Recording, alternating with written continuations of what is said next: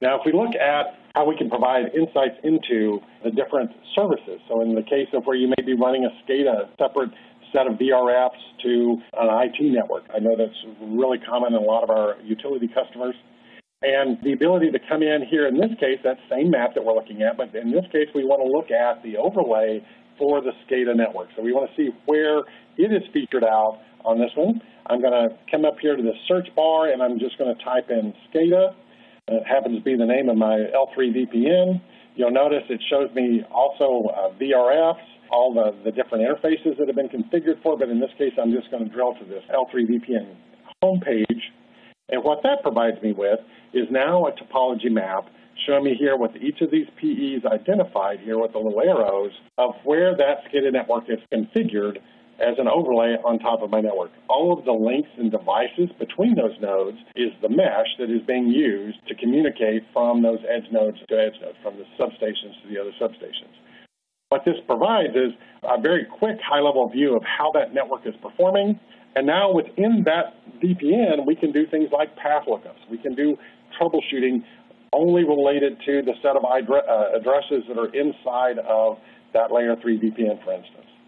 In this case, we had a customer having a problem in New York. There were some automation systems that were measuring information in New York and sending that telemetry back to Dallas, and they were noticing that it would fail, that the automation systems would start showing offline, and we'd have to go back and try to figure out what the control system needed to do to reset. They were, of course, blaming the network, and we had to dig into that. So in this case, I'm going to enter a source destination just as I did before, but we'll be looking at a set of private addresses that were inside that VRF, so going from 10.2.2.2 to 10.1.1.1, and actually highlight then the path for that from JFK to DFW.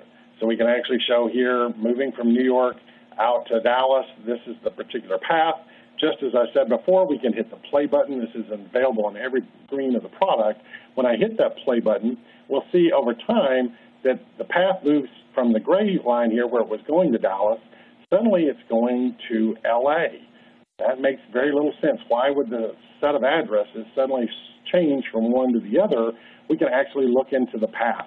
So here we're going back in time, seeing exactly what was happening on the network, and it appears that the previous address was being advertised by Dallas, the Dallas router. It was as a /24, and then suddenly shifts to LA with a /16. Somebody, in this case, we can tell there was a configuration change.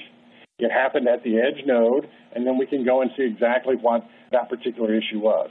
In this particular case, we can see that at that time, the path has changed to LA. We can see that there's a number of what we expect to be up and running inside the VRF, the layer 3 VPN, that are actually down.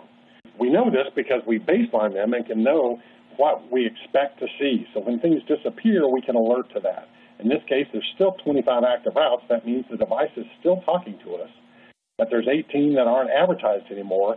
That tells us that something's changed in the configuration, and we need to talk with the guys that control the DFW PE router and make sure that the configuration change they made, they understand the impacts that they've had to these systems. So very rapidly going from, hey, we have this intermediate problem, we can't really tell what's going on from the network perspective, down to, hey guys, it's a particular change that happened in the Dallas router in the data center. Let's go back and make sure that we don't have those kinds of problems again.